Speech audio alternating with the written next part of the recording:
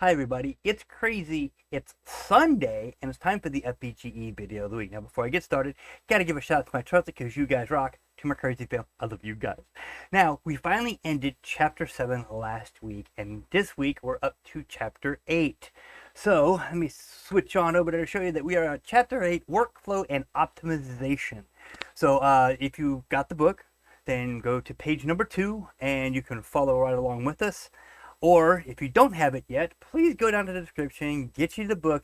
Don't forget the files, okay? So, without any further ado, let's get started.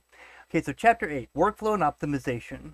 We were once told that making a video game is a constant struggle between 4 elemental forces: quality, performance, development time, and Monday morning meetings. Okay, so maybe the last item shouldn't be on the list, which figure 8 that 8.1 reflects. But the point is that it's easy to make a visually impressive game when performance is not an issue. Conversely, it's also easy to make a game perform well if the game has very basic graphics. The difficult part is achieving both at the same time. Luckily, this can usually be accomplished by investing more development time in the project. Finally, if you have worked in a team environment, you undoubtedly know that Monday morning meetings do not guarantee a better game, but are guaranteed to end in frustration and spilled coffee. Yeah. Okay, so you've got developmental time, quality, and performance. These three go hand in hand. Okay, if you have good developmental time and good quality, you have to worry about performance. If you have good quality performance, you got to worry about developmental time. And if you have good performance and developmental time, your quality might be lacking.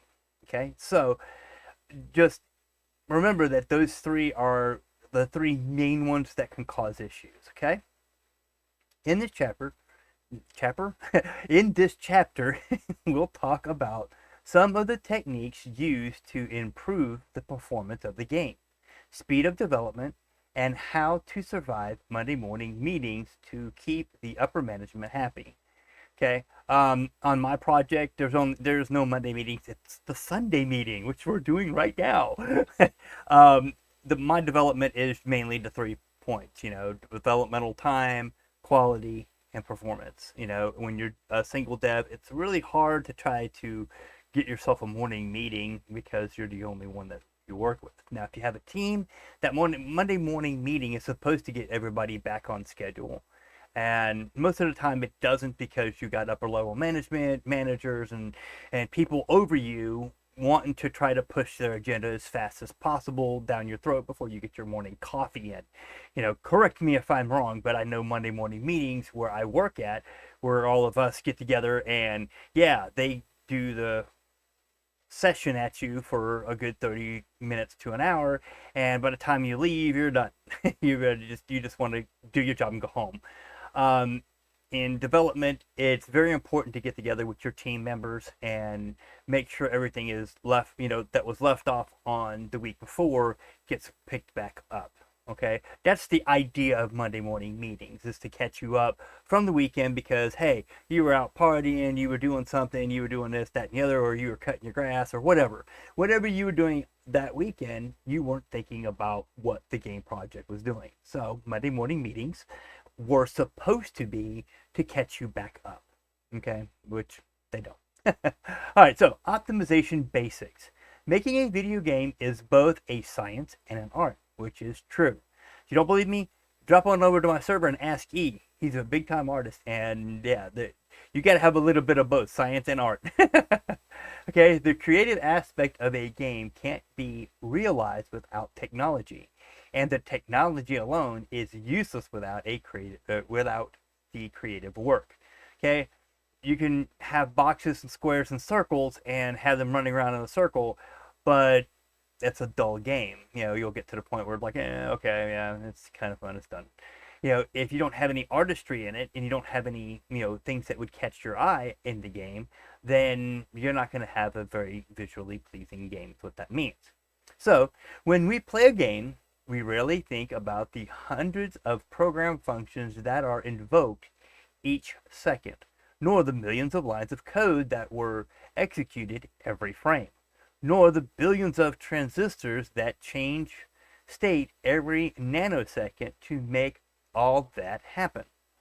We don't think of all these things because our game runs on a game engine, which runs on top of the operating system, which in turn manages all the low-level hardware. So as the developer, you can focus on making the game fun. Okay? Understanding hardware. That said, having a good understanding of computer hardware is essential in the game creation process because it allows you to manage the limited hardware resources efficiently. Making the most of the available hardware enables the game to perform as fast as possible. Okay, this is where where people say, "Oh, my game don't run good on this," but how come your game runs so good? Because it depends on your CPU, your RAM, and your GPU. Okay, which is what we're going to get into right this second. The key components of a modern computer are listed below. CPU, Central Processing Unit, or processor. It is often aptly called the brain of the computer. Everything is controlled by the CPU, with the exception of graphics, which are handled by the graphics card. A faster CPU allows more complex logic and physics as these things are calculated on the CPU. Today, many CPUs are multi-core, so they can do multiple tasks simultaneously without slowing down. However, a multi-core CPU does not automatically make a game run faster. The software needs to be multi-threaded in a way that utilizes multiple cores. Currently, Blender's game engine is not optimized to take advantage of multiple cores. So having even a quad-core processor does not increase the game's performance significantly. Now, this is back when quad cores first came out. Okay, so some of you having 4, 5, 6, 7 on up. Okay, if you have CUDA enabled, then yes, your CPU and your GPU work together using all the threads. Okay, so don't get too downsized because of that. But Blender still has issue with multi-core CPUs and multi-core GPUs. Okay, the newer versions of Blender, I don't really know much about because I haven't really played with it enough. But from what I was told, it is kind of getting better. Okay, and Blender is mainly went to the route of movie making instead of game design. So theirs is more your textures and everything else to make it look real. Okay. RAM, random access memory, or memory. This is a place to store temporary data for running programs. The more complex the scene, the more RAM will be used. With most computers having 4 gigabytes of RAM or more, now it's more, okay, we usually don't have to worry about running out of memory unless the game is exceptionally large.